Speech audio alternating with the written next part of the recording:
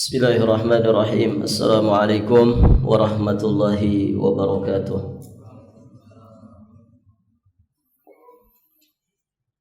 Alhamdulillah hamdan katsiran tayyiban mubarakan fih kama yuhibbu rabbuna wa yarda. Asyhadu an la ilaha illallah wahdahu rabbi la syarika lah wa asyhadu anna Muhammadan abduhu wa rasuluh. Qala Allah Ta'ala fi kitabihil karim, ya ayyuhalladzina amanu taqullaha haqqa tuqatih wa la tamutunna illa wa antum muslimun, amma ba'd. Fa ya ayyuhal hadirun i'lamu arsyadakumullah fa inna asdaqal hadithi kitabullah wa khairal hadyi hadyi Muhammadin sallallahu alaihi wa alihi wasallam. Allahumma 'allimna ma yanfa'una wanfa'na bima 'allamtana wazidna ilman. Para hadirin ikhwati fiddin wa akhwat fillah rahimani wa rahimakumullah. Alhamdulillah, pada kesempatan ini insyaallah kita akan melanjutkan bab al-khawfu minasyirki, bab tentang takut dari kesyirikan. Para jamaah yang dirahmati Allah, takutnya seorang hamba terhadap dosa syirik yang dikatakan itsman aziman la zulmun azim, sesungguhnya itu merupakan pertanda kebersihan tauhid yang ada pada hamba tersebut. Ketika orang merasa aman dari dosa ini, maka sesungguhnya itu pun menjadi pertanda ada masalah dalam tauhidnya. Bagaimana seorang muwahhid tidak takut dari dosa syirik? Ya, sedangkan Allah Subhanahu wa taala menyatakan innallaha la yaghfiru ay yushraka bih. Sesungguhnya Allah Subhanahu wa taala tidak akan mengampuni dosa syirik. Kemudian di sini beliau juga membawakan dalil di surat Ibrahim ayat 35. Ternyata para tokoh tauhid mereka adalah orang-orang yang memiliki rasa takut yang besar terhadap dosa syirik. Lihatlah Nabiullah wa khaliluhu Ibrahim alaihissalam. Rasa takutnya kepada dosa syirik ya beliau ungkapkan di antara deretan doanya, Rabbi ja'al hadzal balada amina wajnubni wa baniya an na'budal asnam. Permintaan beliau kepada Allah, doa beliau kepada Allah, meminta supaya dirinya dan juga anak keturunannya dijauhkan dari peribadatan kepada berhala. Ini sesungguhnya pertanda bahwa beliau memiliki rasa takut yang besar, dirinya dan juga anak-anak keturunannya terjatuh ke dalam perbuatan syirik. Baik, para jamaah yang dirahmati Allah, maka faman ya'manul bala ba'da Ibrahim, siapa orangnya yang merasa lebih aman dari dosa syirik padahal Nabi Ibrahim saja tidak merasa aman. Baik, berikutnya para jamaah, Nabi sallallahu alaihi wa alihi wasallam beliau mengkhawatirkan dosa syirik ini menimpa para sahabat Nabi sallallahu alaihi wa alihi wasallam. Di dalil berikutnya muallif Al-Imam Muhammad At-Tamimi An-Najdi Al-Hambali rahimahullahu taala beliau menyebutkan bahwa di dalam hadis disebutkan akhwafu ma akhafu alaikumus syirkul asghar fasu'ila anhu faqala ar-riya. Berkata muallif rahimahullahu taala, di satu riwayat disebutkan yang artinya perkara yang paling aku khawatirkan atas diri kalian adalah syirik kecil. Fasu'ila anhu, maka Nabi ditanya apa itu syirik kecil? Faqala ar-riya, syirik kecil itu adalah riyah. Perhatikan para jamaah yang dirahmati Allah, di dalam hadis yang mulia ini Rasulullah sallallahu alaihi wasallam mengabarkan kepada kita semua bahwa di antara perkara yang paling beliau takutkan, yang paling beliau khawatirkan menimpa umatnya adalah syirik kecil. Taib, para jamaah yang dirahmati Allah, berarti syirik ini sangat berbahaya sekali. Syirik ini berarti dosa yang diwanti-wanti oleh Nabi sallallahu alaihi wasallam, bahkan ditakutkan menimpa para sahabat Nabi sallallahu alaihi wasallam. Padahal para jamaah yang dirahmati Allah, kita sama-sama mengetahui bagaimana keimanan dari para sahabat Nabi sallallahu alaihi wasallam. Mereka itu adalah murid-muridnya Nabi sallallahu alaihi wasallam, dididik secara langsung oleh Nabi. Ketika turun Al-Qur'an, mereka menyaksikan bagaimana prosesnya turun Al-Qur'an itu. Ketika Nabi menyampaikan ayat dari ayat-ayat Al-Quran dan juga dari sabda-sabdanya, merekalah yang pertama kali mendengarkannya. Merekalah yang pertama kali mendapatkan penjelasan dan juga pemahamannya. Para sahabat pula menjadi orang-orang yang pertama kali mempraktekkan agama ini bersama Rasulullah sallallahu alaihi wasallam. Jadi dengan kata lain, produk tarbiyahnya Rasul ya adalah para sahabat. Produk pendidikan, hasil didikan Rasulullah adalah para sahabat Nabi sallallahu alaihi wasallam. Tentu tidak diragukan lagi tentang kuatnya iman mereka, lebih kokoh daripada gunung Uhud. Taib, para jamaah yang dirahmati Allah. Namun ternyata masih saja dikhawatirkan oleh Nabi sallallahu alaihi wasallam. Padahal keimanan mereka adalah keimanan yang teruji.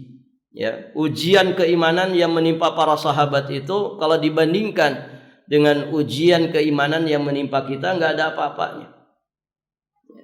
Artinya iman mereka, kualitas iman mereka itu sudah sangat teruji.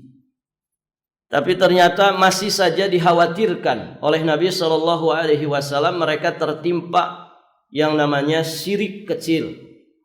Apa itu? Ar-riya. Baik, para jamaah yang dirahmati Allah.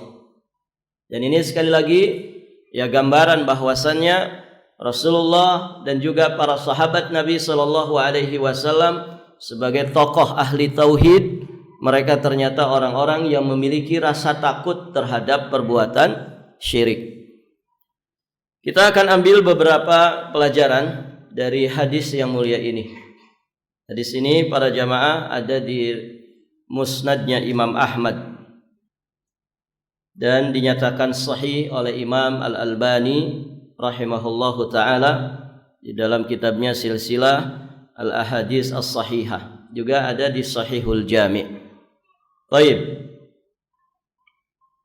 Di antara faedah dari hadis yang mulia ini, di dalam hadis ini kita bisa memahami betapa besarnya cinta dan kasih sayang Nabi sallallahu alaihi wasallam terhadap umatnya.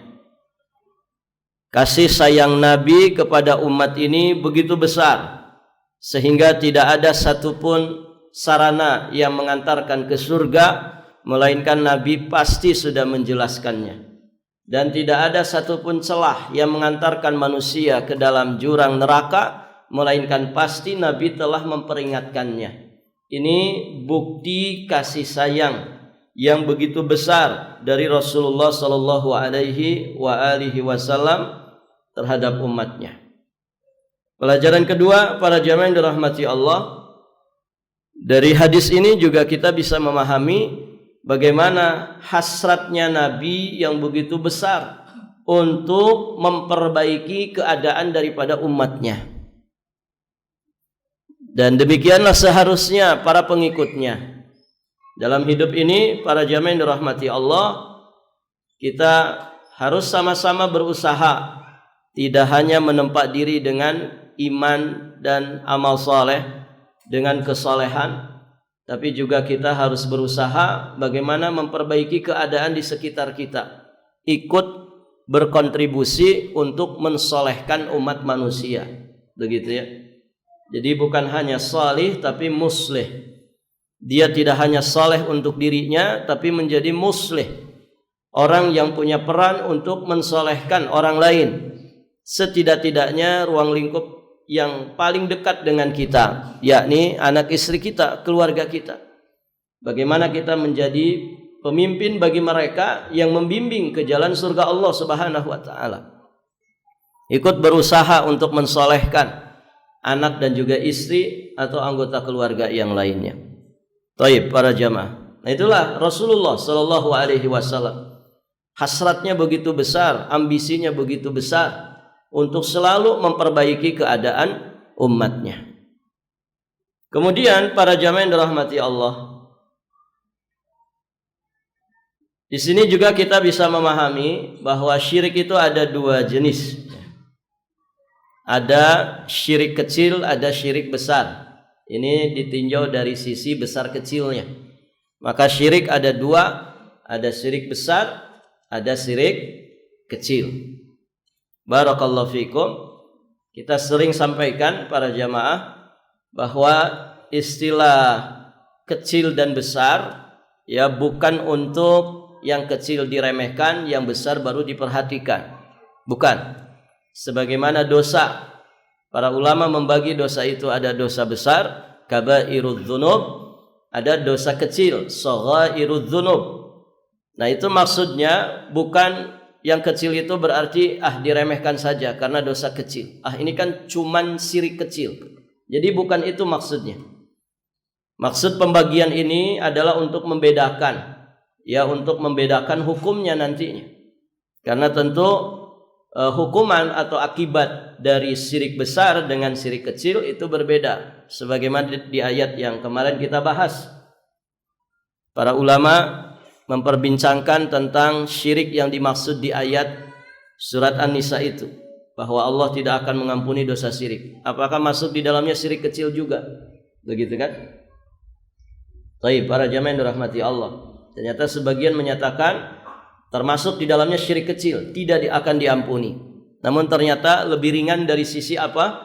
Syirik kecil, kalaupun tidak diampuni, maka dia tidak akan menjadikan pelakunya kekal di dalam api neraka. Nah, itu para jamaah. Jadi bukan untuk diremehkan, tapi justru ini untuk menjadi perhatian. Karena dosa syirik itu walaupun ada istilah di syirik kecil, tetap saja syirik kecil itu menjadi dosa besar dibandingkan dengan dosa-dosa yang lainnya. Jadi syirik ditinjau dari besar kecilnya ada dua, syirik besar, kemudian ada syirik kecil. Nanti ada pembagian ditinjau dari sisi yang lain. Ditinjau dari nampak dan tidak, maka syirik ada dua, ada syirik yang syirkun jali, nampak, ada syirkun khafi yang tidak nampak. Ada syirik terkait rububiyah, syirik terkait uluhiyah, syirik terkait asma dan sifat Allah Subhanahu wa taala. Baik. Namun dari hadis ini kita memahami syirik ada dua, syirik kecil dan syirik besar. Nah, di antara contoh syirik kecil adalah ar-riya. Di antara contoh syirik kecil adalah riya. Apakah setiap orang yang melakukan riya pasti syirik kecil? Jawabannya apa?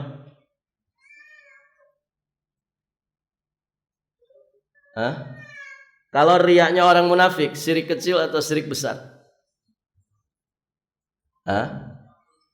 Riyanya orang munafik. Orang munafik riya enggak, ikhwan? Riya, bahkan itu ciri khasnya mereka. Barakallahu fikum. Baik. Jadi riya yang dikatakan syirik kecil adalah riya yang bercampur kepada amal ibadah. Makanya di sebagian riwayat disebutkan dengan ungkapan kayasir ar-riya. Syirik kecil itu diantara contohnya seperti riya yang sedikit. Berarti kalau riyanya banyak, kalau riyanya mendominasi, bahkan kalau total dari seluruh amalnya itu riya seperti orang-orang munafik, maka para jamaah itu bukan syirik kecil lagi. Bukan syirik kecil lagi. tapi itu sudah menjadi syirik besar, kekufuran besar. Orang munafik itu amal solehnya, amal ibadahnya dari awal sampai akhir riya, murni karena ingin dilihat, ingin dilihat. Aslinya dia tidak meyakini dengan hatinya. Aslinya dia membenci salat itu sendiri. Tapi karena murni ingin dilihat oleh Nabi, dan dibalik itu dia memiliki kepentingan duniawi, dia ingin terjaga darahnya, dia ingin terjaga hartanya dan juga kehormatannya supaya tidak dibunuh sama Nabi. Maka dia tampilkan casing keislaman, dia lakukan apa yang dilakukan oleh kaum muslimin, tapi dengan hati yang kufur. Nah itu para jamaah. Maka ibadahnya mereka riya 100%. Dan riyaknya orang munafik itu bukan syirik kecil. Riya yang disebut syirik kecil adalah riyaknya seorang muslim yang sedikit mencampuri daripada amal ibadahnya. Baik, para jamaah yang dirahmati Allah. Riya itu apa? Riya, bergembira, riya. Orang gembira berarti riya ya. Baik, para jamaah. Ya, ini riya istilah dalam syariat, bukan riya dalam bahasa kita. Jadi riya itu memamerkan amal, mempertunjukkan, menampakkan, memperlihatkan amal kebaikan kepada orang lain dengan niat ingin dipuji. Berarti sebetulnya awalnya adalah maksud dari hati, niat hati atau aktivitas hati. Dia ingin dilihat untuk kemudian dipuji, untuk kemudian diapresiasi dan mendapatkan kedudukan di hati manusia. Nah, itu yang dimaksud dengan riya. Memperlihatkan amal kebaikan kepada orang lain dengan maksud ingin dipuji atau ingin mendapatkan kedudukan di hati manusia. Taib. Berarti tidak semua orang yang amalannya itu kelihatan otomatis riya. Ada amal-amal yang memang harus nampak, harus kedengaran, harus kelihatan, harus nampak jelas. Salat jamaah nggak bisa sembunyi-sembunyi. Gimana sholat jamaah sembunyi-sembunyi? Kenapa Pak enggak sholat jamaah? Takut riya. Itu salah. Ya. Kalau kemudian setiap orang yang menampilkan amalan dikatakan riya, berarti nggak akan ada kegiatan seperti ini Pak. Begitu ya. Nggak akan ada kegiatan dakwah ta'lim. Kenapa tidak dakwah Pak Ustadz? Takut sum'ah. Nggak begitu ya. Baik, para jamaah. Jadi ini kaitannya dengan maksud hati. Dia menampilkan amal kebaikannya karena ingin dipuji. Berarti sesungguhnya yang Maha tahu apakah amal yang nampak yang dilakukan oleh seorang hamba itu apakah riya ataukah tidak, siapa yang tahu? Allah Azza wa Jalla. Kemudian siapa? Dirinya sendiri. Kemudian dirinya sendiri. Walaupun kadang indikasinya nampak, indikasi daripada niatnya yang tidak ikhlas itu kadang nampak. Bisa di saat itu juga, bisa beberapa saat setelah dia melakukan amalan tersebut. Barakallahu fikum. Taib, para jamaah yang dirahmati Allah. Maka disinilah pentingnya pembahasan tentang akidah. Bagaimana memanage hati ini dengan akidah Islamiyah. Kita dibimbing untuk menata hati supaya tidak salah maksud, supaya tidak salah tujuan, tidak salah niat ketika kita melakukan amal kebajikan. Taib, para jamaah yang dirahmati Allah. Nabi memberikan contoh riya itu seperti orang yang salat. Fayuzayyinu salatahu. Kemudian dia perindah, dia percantik salatnya karena dia mengerti ada orang di belakang yang menyaksikannya. Begitu. Nah, ini kan urusan apa ini? Urusan hati. Ya, bukan berarti kalau gitu sudahlah. Saya mau nggak usah belajar gitu ya. baca Quran yang merdu-merdu, nanti takut riya, takut sum'ah. Ini salah. Justru yang seperti itu salah. Orang itu berikhtiar semaksimal mungkin untuk meraih yang terbaik dalam segala bidang keagamaan ini, dan tetap kuatkan keikhlasannya kepada Allah Subhanahu wa ta'ala. Karena tidak boleh meninggalkan amalan karena takut riya.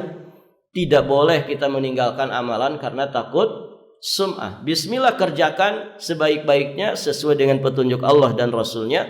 Kuatkan keikhlasan kita dan minta kepada Allah supaya dikuatkan keikhlasan ini.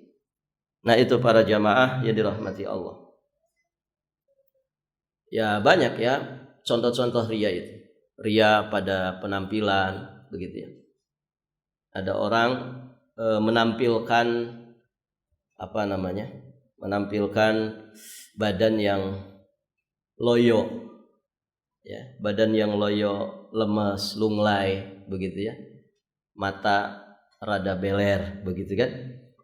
Untuk apa? Dia berakting seperti itu supaya tahu, orang-orang tuh supaya tahu bahwa saya ini ahli puasa. Begitu. Nah, ini riya dengan penampilan. Bahwa saya ini ahli tahajud, begadang di sepertiga malam terakhir. Nah, kalau ada orang berpenampilan seperti itu, niatnya seperti itu, maka berarti dia riya dengan penampilannya. Dan lagi-lagi para jamaah, ini kaitannya dengan urusan hati. Baik, para jamaah yang dirahmati Allah. Ada orang mungkin berpenampilan, ya, pokoknya bajunya dekil, kumal, kusut, kucel, begitu ya. Dia sebetulnya bisa menyetrika bajunya, tapi dibiarin bajunya dekil, kumal, kucel, gitu ya. Supaya apa? Supaya dilihat oleh teman-temannya, diketahui oleh teman-temannya bahwa dia orang yang zuhud terhadap dunia. Nah, ini juga sama. Ketika dia niatnya seperti itu, na'udzubillah para jamaah, ini bagian daripada riya. Taib. Atau berusaha kalau ngomong sama orang tuh selalu ilmiah, gitu ya. Kalau sahabat Fulan bin Fulan radhiyallahu ta'ala anhu begini, ya. Atau misalkan sering mengucapkan kalimat-kalimat tertentu yang menggambarkan ini orang kayaknya orang berilmu. Dikit-dikit Masya Allah, Allahu Akbar, Subhanallah, begitu ya. Sering begitu, ya. Tiap ketemu orang pasti yang terucap itu. Tapi dia punya maksud dengan kalimat-kalimat itu supaya dipandang ahli zikir, supaya dipandang, orang ini berilmu berarti. Kalau ngomong itu asar para sahabat, kalau ngomong itu kalam ulama. Nah, ini tasannu. Ada orang modelnya begitu, Pak. Dibuat-buat. Dikit-dikit Subhanallah, Allahu Akbar, Masya Allah, gitu. Tapi dia mengucapkan kalimat itu bukan natural, ya, karena dia ingin mendapatkan pahala dari ucapan-ucapan zikir itu. Tapi begitu, tasannu, dibuat-buat agar orang itu paham, dia itu berarti anak pengajian, dia itu berarti ahli zikir. Nah, itu para jamaah. Jadi memang menata hati ini luar biasa, gitu. Menata hati itu pekerjaan berat dalam hidup ini, dan akan menjadi ringan ketika Allah Subhanahu wa ta'ala meringankannya untuk kita. Dan tentu dengan sabab, ya, orang harus belajar akidah yang benar. Taib, para jamaah yang dirahmati Allah. Berikutnya dari kalimat fasu'ila anhu, ada yang bertanya dari kalangan para sahabat kepada Nabi tentang apa itu syirik kecil. Nah, di sini ada pelajaran apa? Wajib hukumnya bertanya kepada ahlul ilmi tentang permasalahan yang samar hukumnya. Fas'alu ahla dzikri in kuntum la ta'lamun. Dan sering sekali, ya, para sahabat ketika mendapatkan atau mendengarkan hadis dari Nabi sallallahu alaihi wasallam, mereka kemudian bertanya, mempertegas, ya, permasalahan atau hukum dengan bertanya kepada Rasulullah sallallahu alaihi wasallam, dan bertanya tentu akan menjadi obat kebodohan. Para jamaah sekalian yang dirahmati Allah, Nah itu hadis yang disampaikan di dalam bab ini, dan semuanya menunjukkan ya betapa orang-orang yang dikatakan tokoh tauhid ternyata mereka memiliki rasa takut yang begitu besar terhadap dosa syirik. Berarti sudah selayaknya kita waspada dari bahaya syirik, ya. Di antaranya adalah syirik asghar, lebih-lebih lagi syirik besar. Ya, mengingat para jamaah yang dirahmati Allah, keimanan dan juga kualitas agama kita tentu sangat jauh dari kualitas iman dan kualitas agamanya para sahabat Nabi sallallahu alaihi wasallam. Maka setidaknya doa memohon perlindungan dari kesyirikan ini doa yang harus selalu kita baca. Allahumma inni a'udzubika an usyrika bika wa ana a'lam wa astaghfiruka lima la a'lam. Ya Allah, sesungguhnya aku berlindung kepadamu dari menyekutukanmu dengan sesuatu, ya. Dan aku memohon ampunan kepadamu dari dosa yang tidak aku ketahui. Taib, para jamaah, ini doa yang seharusnya selalu dibaca. Karena kita tidak pernah tahu, Pak, ya. Bisa saja orang itu membahas tentang keikhlasan tapi tidak ikhlas orangnya. Bisa saja orang itu membahas tentang riya dan sum'ah, ternyata dia sendiri riya dan sum'ah. Allah Maha tahu dengan gerak-gerik hati kita, ya. Allah Maha tahu dengan maksud, niat dan tujuan hati kita. Maka kita meminta kepada Allah diluruskan hati ini, ya, supaya istiqomah di atas keikhlasan. Maka salah satu doa yang bermanfaat diantaranya juga adalah ya muqallibal qulub tsabbit qalbi ala dinik, atau ya musarrifal qulub sarrif qulubana ala ta'atik. Baik. Hadis berikutnya hadis riwayat Ibnu Mas'ud radhiyallahu taala anhu. Rasulullah sallallahu alaihi wasallam bersabda, hadis ini sahih riwayat Imam Al-Bukhari. Man mata wa huwa yad'u min dunillahi niddan dakhalan nar. Barang siapa mati dalam keadaan menyembah sesembahan selain Allah Ta'ala, maka pasti dia masuk neraka. Perhatikan, siapa yang mati dalam kondisi dia beribadah kepada selain Allah, yang menjadi tandingan Allah, berarti dia melakukan dosa syirik. Mati dalam kondisi membawa dosa syirik, maka ancamannya adalah neraka. Maka cukuplah ketika orang mati membawa dosa syirik, ancamannya adalah neraka. Cukuplah ini untuk menumbuhkan rasa takut yang begitu besar di dalam hati kita dari dosa syirik. Baik, para jamaah yang dirahmati Allah. Di sini sangat jelas dari hadis ini, barang siapa yang meninggal dalam keadaan musyrik, jadi dosa syiriknya ini dibawa mati, tidak sempat ditaubati, pasti dia akan masuk neraka. Nabi yang menjelaskan seperti itu. Dakhalan nar, pakai fi'il madhi, dakhala, ya, dakhalan nar menunjukkan kepastian. Dakhalan nar, ya, dia akan masuk ke dalam api neraka. Baik, para jamaah. Syirik apa di sini yang kemudian dikatakan dakhalan nar, pasti dia masuk neraka?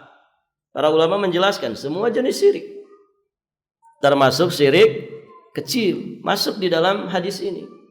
Namun tadi bedanya dengan syirik besar, syirik kecil itu tidak akan mengekalkan pelakunya di dalam azab api neraka. Baik. Dari hadis ini juga kita bisa mengambil pelajaran bahwa amalan seorang hamba itu sangat bergantung kepada penutupannya. Innamal a'malu bil khawatim. Amal ibadah seorang hamba itu, nilai amal ibadah seorang hamba itu sangat bergantung kepada penutupannya atau akhirnya. Nah, disinilah pentingnya kita istiqomah di atas tauhid. Para jamaah yang dirahmati Allah, manusia akan dinilai di saat dia menutup usianya. Sedang apa sedang bagaimana, dan dia berkeyakinan dengan keyakinan apa. Ini mohon maaf ya, sebagian orang kalau ada orang matinya biasa-biasa saja, oh berarti nggak ada tanda-tanda husnul khotimah, katanya begitu. Karena sebagian orang menganggap bahwa husnul khotimah itu hanya sebatas apa yang disebutkan oleh Nabi, ya. Sebelum melepas nyawa ngucapin la ilaha illallah, atau dia sedang melakukan ibadah tertentu, ya. Barakallahu fikum. Itu memang bagian daripada husnul khotimah. Namun kata para ulama, dan ini diantaranya dijelaskan oleh Syekh Muhammad bin Shalih Al-Utsaimin, bisa jadi matinya mati biasa saja gitu ya. Tapi dia membawa akidah yang lurus. Dia mati itu dalam kondisi imannya benar tentang Allah, tentang rukun-rukun iman yang lainnya. Dia tidak membawa penyimpangan iman. Dia tidak membawa penyimpangan akidah. Artinya dia mati di atas akidah tauhid. Walaupun tidak mengucap la ilaha illallah, sesungguhnya itu husnul khatimah. Wala tamutunna illa wa antum muslimun. Makna Islam itu kan kata para ulama, al-istislamu lillahi bitauhid. Pasrah menyerah kepada Allah dengan menjalankan tauhid. Berarti kalau orang mati di atas tauhid, tidak membawa penyimpangan kesyirikan, para jamaah yang dirahmati Allah, sesungguhnya dia mati husnul khatimah. Maka upayakan kita mati membawa akidah yang benar. Membawa akidah yang benar. Cukup itu akan menjadi penyelamat kita. Di saat kita mati membawa akidah yang benar, membawa akidah yang lurus, membawa iman yang tidak batal. Baik, para jamaah yang dirahmati Allah. Jadi nilai seorang hamba sangat bergantung dengan apa dia mengakhiri hidupnya.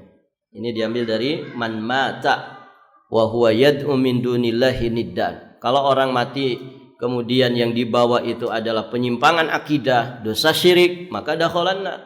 Berarti kalau orang mati membawa akidah tauhid, dakhalal jannah. Dia akan masuk ke dalam surga Allah Subhanahu wa taala. Dan itu ciri terbesar orang itu mati husnul khatimah, ketika dia membawa akidah tauhid yang benar. Baik. Berikutnya para jamaah yang dirahmati Allah, satu hadis lagi yang beliau cantumkan di bab ini. Hadis riwayat Imam Muslim dari sahabat yang mulia Jabir bin Abdullah radhiyallahu taala anhu. Beliau berkata, sesungguhnya Nabi sallallahu alaihi wasallam bersabda, "Man laqiyallaha la yusyriku bihi syai'an dakhalal jannah, wa man laqiyahu yusyriku bihi syai'an dakhalan nar." Ini mirip dengan hadis sebelumnya. Walaupun di sini ada tambahan, ya, untuk orang yang matinya tidak membawa dosa syirik maka masuk surga. Jadi kata Nabi, barang siapa yang berjumpa menemui Allah Subhanahu wa taala dalam keadaan tidak berbuat syirik kepadanya sedikit pun. Para jamaah, tidak berbuat syirik sedikit pun ketika mati menghadap Allah, itu bisa memang dari sepanjang hidupnya nggak pernah berbuat syirik. Masya Allah. Atau yang dimaksud adalah dia ketika mati di penghujung usianya, dia bertaubat kepada Allah Subhanahu wa taala dari dosa-dosa syirik yang pernah dilakukannya, dan dia, para jamaah yang dirahmati Allah, menggantinya dengan tauhid. Istiqomah di atas itu sampai matinya. Nah, orang yang seperti ini juga masuk kategori hadis ini. Siapa yang berjumpa menemui Allah, tidak menyekutukan Allah sedikit pun dengan sesuatu apapun, maka dia akan masuk surga. Imma tadi memang tidak pernah berbuat syirik, atau dia sudah bertaubat dari dosa syiriknya dan mengakhiri hidupnya dengan tauhid. Taib, para jamaah. Wa man laqiyahu yusyriku bihi syai'an dakhalan nar. Sebaliknya, barang siapa yang menemui Allah dalam keadaan berbuat syirik, pastilah dia masuk neraka. Nah, ini potongan hadis ini seperti hadis sebelumnya. Baik, para jamaah yang dirahmati Allah. Jadi jelas sekali ya. Orang yang mati membawa tauhid, insya Allah dia akan masuk surga. Ya. Nah, masuk surganya ini bisa secara langsung. Yang langsung ini ada dua. Ada yang langsung masuk surga tanpa hisab, ada yang langsung masuk surga tanpa mampir neraka tapi pakai proses hisab. Begitu ya. Barakallahu fikum. Nah, ada juga para jamaah yang masuk surganya itu belakangan.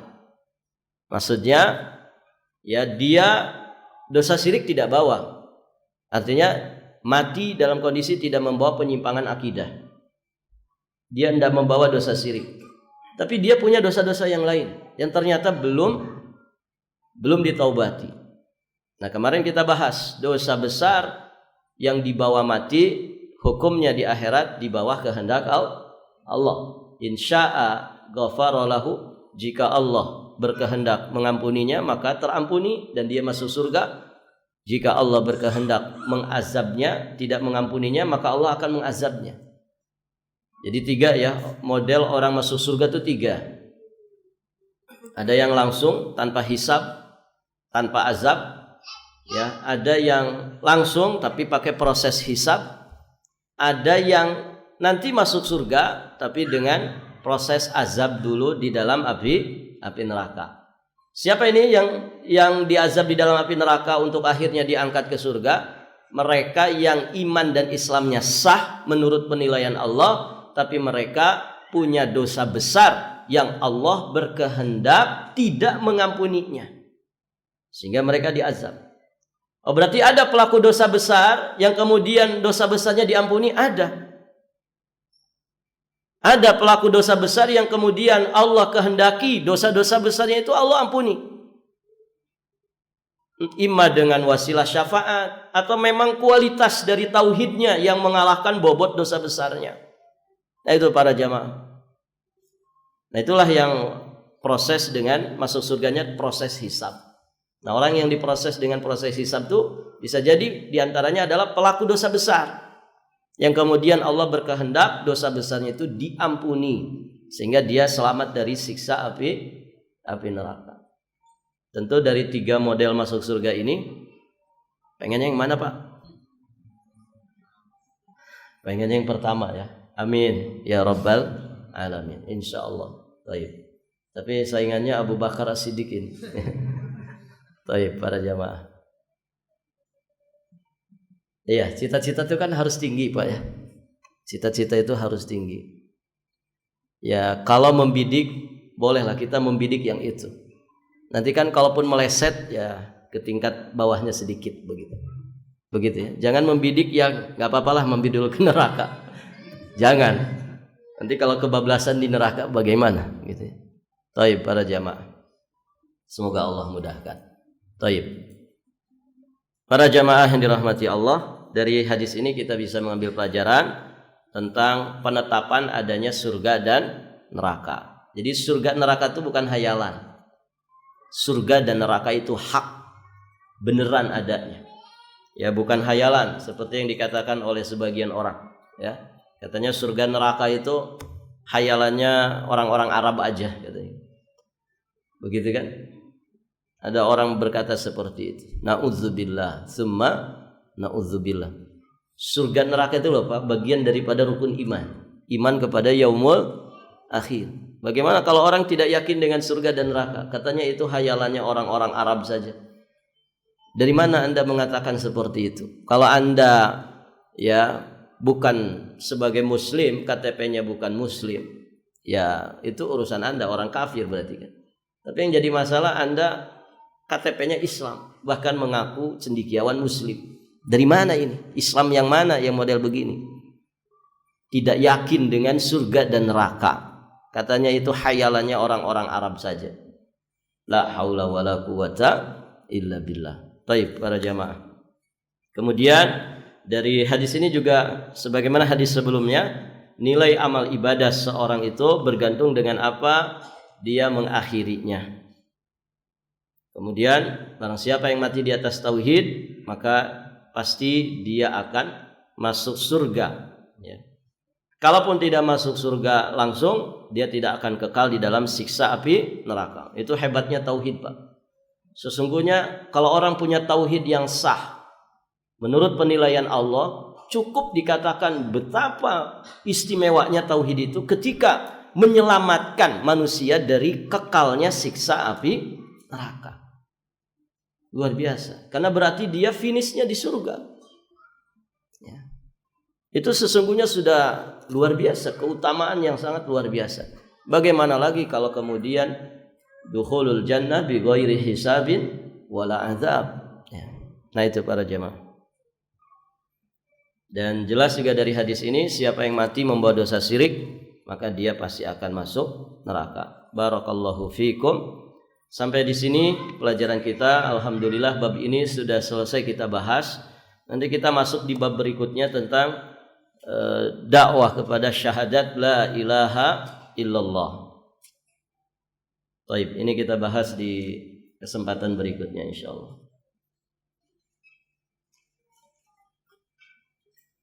Jika pernah meminta diruqyah, apakah masih ada kesempatan untuk termasuk ke dalam golongan orang yang masuk surga tanpa azab dan tanpa hisab?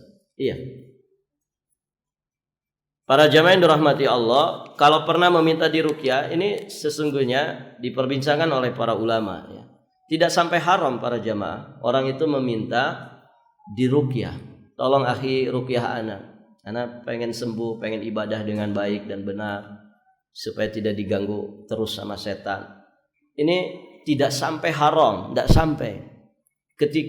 Dikatakan haram ketika dia bergantung untuk kesembuhan dirinya kepada ruqyahnya itu. Nah ini baru haram. Tapi kalau dia meminta bantuan, dia yakin Allah yang menyembuhkan, ini sebatas wasilah yang disyariatkan, maka tidak sampai haram. Ya, para ulama mengatakan ini sampai kepada derajat yang makruh, gitu ya. Artinya apa? Ya peluangnya masih besar. Tinggal ya kalau kemudian di saat kita minta itu ada ketergantungan hati, ya di dalam kesembuhan kepada ruqyahnya itu sendiri atau kepada peruqyahnya. Ini kayaknya belum berpengalaman ini. Jam terbang ruqyahnya belum banyak. Begitu. Akhirnya dia pindah lagi ke yang katanya masternya ruqyah. Begitu kan, yang sudah jadi selebriti di dunia jin, begitu ya. Barakallahu fikum. Akhirnya datang ke situ, ya. Ternyata enggak sembuh juga. Akhirnya kecewa. Nah, kekecewaan itu indikasi. Berarti hatinya bergantung dalam masalah kesembuhan kepada si peruqyah. Nah, ini yang bahaya. Makanya kenapa Nabi menyebutkan humul ladzina la yastarqun. Orang-orang yang masuk surga tanpa hisab, tanpa azab itu adalah mereka yang tidak meminta ruqyah. Maksudnya orang yang meminta ruqyah dengan kecenderungan hati, dengan sandaran hati, tawakalnya hati kepada si peruqyah itu. Ini para jamaah yang dirahmati Allah yang berbahaya. Ini yang berbahaya. Maka kalau saran saya, ketika ada saudara kita yang butuh diruqyah, kita teman-teman yang inisiatif. Jangan nunggu dulu dia minta-minta ke kita. Jangan. Kita inisiatif. Si fulan sedang diuji, kayaknya sedang gangguan, begitu ya. Ayo kita ruqyah. Begitu. Ya walaupun jangan sembarangan orang meruqyah gitu. Jangan sembarangan orang meruqyah. Harus tahu ilmunya. Nanti ada bab tentang ruqyah di sini. Baik para jamaah. Dan hatta para ustadz tidak semua punya kapasitas untuk meruqyah, Pak. Begitu. Artinya ya harus orang yang memang betul-betul punya ilmunya dan dia sudah punya banyak pengalaman menangani orang-orang yang diganggu ya oleh syaitan dari bangsa jin. Karena repot nanti kalau kita belum pernah tiba-tiba disuruh ya. Kemudian gengsi, masa hafiz Quran gak bisa ngeruqyah gitu ya. Gengsi sebetulnya deg-degan juga, takut juga. Itu bahaya, Pak. Orang kalau ngeruqyah tapi hatinya gak yakin, takut-takut, itu bisa pindah itu jinnya. Ya. Asli ini, Pak. Kejadian kayak gitu. Pindah jinnya. Ada kan hafiz Quran kesurupan jin. Satu hari baca Qurannya 6 juz, kesurupan jin. Bisa. Apalagi kita yang hari-harinya cuma baca WhatsApp aja. Gitu. Ini loh yang baca Quran hari-hari Pak. Murojaahnya 6 juz satu hari. Berarti 5 hari dia hatam murojaah. Begitu. Kesurupan jin. Ketika jinnya ditanya, kok kamu bisa masuk ke orang ini? Ini hafiz Quran. Ternyata begitu ya. Dalam athar Ibnu Abbas kan begitu. Setan selalu bertengger di hati manusia. Jadi kalau dia tahu ini orang ini selalu baca Quran, dia akan cari celah kapan nih saya bisa masuk. Begitu Pak. 24 jam dia bertengger di hati manusia. Walaupun hafiz Quran, dia akan cari celah kapan nih dia lengah. Ternyata para jamaah menurut pengakuannya, dia masuk di saat si hafiz ini minum pakai tangan kiri. Minum pakai tangan kiri. Maksudnya apa ini Pak? Ini kerjaannya setan kan? Kerjaan setan itu minum tangan kiri, makan tangan kiri. Di situ dia masuk. Ya mungkin berapa detik gitu ya, minum tangan kiri. Hitungan 5-10 detik, set masuk. Kesurupan. Begitu para jamaah. Jadi ya begitu ya. Hati-hati ya, hati-hati. Orang kalau pengen meruqyah itu ya dia harus yakin, harus mantep. Dan tidak boleh takut sama setan. Nah kalau takut-takut, ragu-ragu, bisa pindah itu. Bisa pindah para jamaah. Baik, begitu ya. Jadi nanti ada pembahasan tentang ruqyah. Dan biasanya seru ya membahas ruqyah itu. Kayak membahas dunia lain. Baik, para jamaah yang dirahmati Allah. Dan kisah tentang ruqyah ini juga banyak sekali. Ya itulah ada santriwati ngeruqyah temannya sendiri, tapi begitu ragu-ragu akhirnya dia malah yang kesurupan. Dia malah yang kesurupan. Makanya ya ada adab-adab tertentu yang harus diperhatikan, ada perangkat-perangkat tertentu yang harus disiapkan ya untuk memaksimalkan ruqyah. Begitu para jamaah. Jadi kalau ada teman-teman kita yang mungkin kena gangguan, ya berusaha kita yang inisiatif ya meruqyah atau mendatangkan orang yang memang biasa menangani orang yang kesurupan jin. Itu akan lebih baik ya, jangan nunggu dulu dia minta ke kita karena khawatirnya ada ketergantungan, ada tawakalnya hati dalam masalah kesembuhan dirinya kepada si peruqyah. Sama sebetulnya dalam dunia pengobatan tuh begitu, sama kaidah. Hati-hati ya ketika Bapak memilih obat yang paling mahal. Ya mungkin 1 butirnya 1 juta, oh ini ajaib, ini mujarab gitu ya. Ternyata enggak sembuh juga, akhirnya kecewa. Ah itu.